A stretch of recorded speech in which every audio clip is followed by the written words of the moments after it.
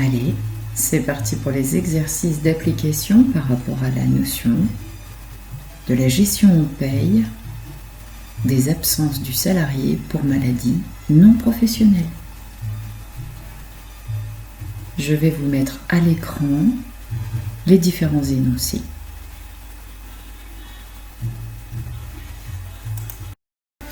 Alors, très souvent, dans les exercices, on vous demande de calculer des IJSS avec des salaires bruts qu'on vous donne et de trouver le montant de ces IJ en brut et en net.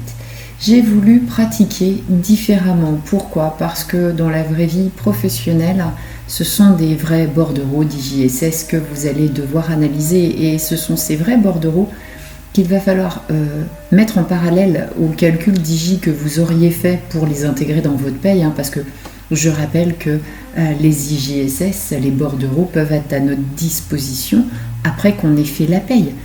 Et il peut, par exemple, y avoir un salarié qui est absent au mois de mai et du coup, on n'aura pas reçu encore les IJ. Par exemple, il est absent le 25 mai, on n'aura pas pour la paye du 31 reçu le montant des IJSS. Donc, deux options, on établit la paye sans les IJ, sans traiter l'arrêt et on voit ça le mois d'après, soit on essaye de traiter les éléments sur le mois considéré et du coup on peut anticiper en calculant nous-mêmes les IJSS. Donc quand ce bordereau va arriver, il va bien falloir le pointer par rapport à ce que nous aurons traité en paye. D'accord ? Donc j'ai trouvé que l'exercice de vous mettre en situation face à des vrais bordereaux d'IJSS, c'était quand même mieux vous préparer à ce qui vous attend dans le monde professionnel. Donc, vous avez à l'écran deux cas qui vont être d'apprécier si les bordereaux de versement des IJ qu'on a reçus de la Sécu sont bons par rapport à l'énoncé de l'arrêt qui est donné. Dans un premier cas, vous avez une apprentie non cadre, présente depuis le mois d'août 2018 chez l'employeur en question. C'était toujours un arrêt maladie non professionnelle et je précise qu'on est hors cas Covid. Je ne l'ai pas dit dans ma présentation générale, mon tuto sur la maladie ordinaire, parce que les dispositions Covid sont censées être amenées à disparaître. Donc je ne voulais pas que ce tuto soit périmé avant même d'exister, on va dire ça comme ça. Donc je précise quand même ici que, mais je le mettrai en lien de mon tuto, que les arrêts liés à la Covid font l'objet de dispositions vraiment particulières. Aménagement de la loi de mensualisation sur le maintien de salaire et au niveau de la Sécu, suppression de la carence. Donc attention, là on est dans un arrêt hors cas Covid, les dates sur le certificat de travail 18 avril au 18 mai inclus, dernier jour de travail le 16 avril 2021. Nous avons reçu le relevé d'IJSS suivant pour la période du 18 avril au 22 avril. Bien sûr, l'arrêt continuant, on aura d'autres relevés. Ma question est, les dates et les montants indiqués sur ce bordereau sont-ils bons ? Forcément, pour ce faire, vous avez besoin des salaires de la salariée. Et vous avez à l'écran les 12 derniers mois de salaire de cette salariée. Donc à gauche les différents éléments, en bas les totaux bruts, en haut les mois concernés et je vous laisse aller à la pêche des informations dont vous avez besoin pour me vérifier ce bordereau d'IJSS. Deuxième cas.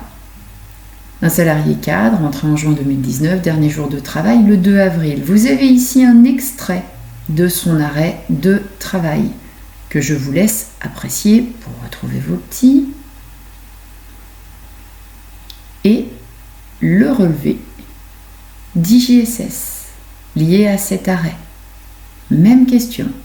Ce relevé est-il conforme à ce qu'on attend de l'indemnisation pour ce salarié ?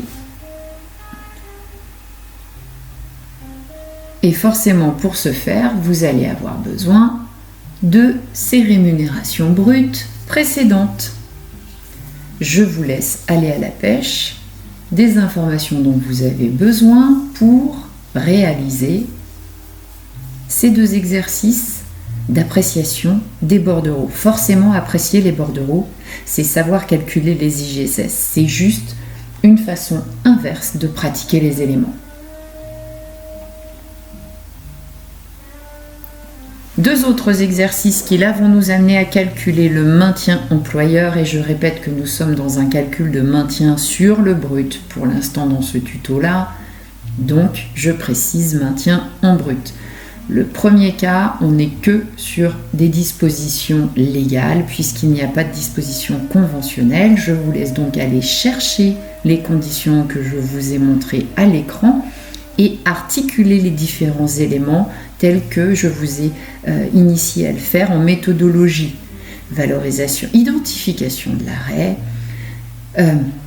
du motif de l'arrêt, donc en l'occurrence c'est pas trop dur, on n'est que dans la maladie ordinaire. Mon salarié a-t-il droit au maintien? Eh bien, je vous laisse faire le point. De combien sera ce maintien? Eh bien, je vous laisse faire le point. Le calcul des IGSS pour pouvoir articuler tous ces éléments-là et les placer dans un extrait de bulletin comme on a l'habitude de travailler quand on étudie la gestion de la paye en cours. Alors, vous faites l'ergonomie que vous voulez, hein, peu importe, hein, ça m'est égal. Est-ce que j'ai bien mis le taux de charge? Non, on n'a pas mis de taux de charge.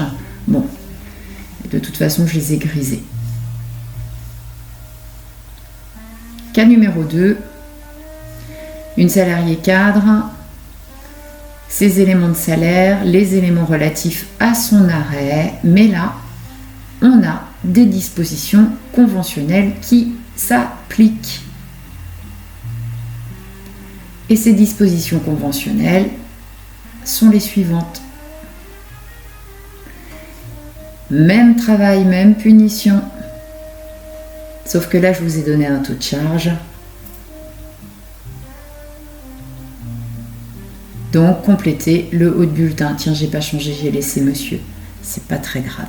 C'est pas ça qui va changer les éléments. Donc, objectif de cette séance, pratiquer sur les IJ, mais de manière plutôt professionnelle, hein, avec les bordereaux et les calculs de maintien de salaire sur deux cas en brut, un complètement sous les dispositions de la loi, l'autre eh bien, dans la comparaison des dispositions de la loi et de la convention afin de vous entraîner à raisonner, à appliquer et à articuler tous ces différents petits éléments sur un bulletin de paye.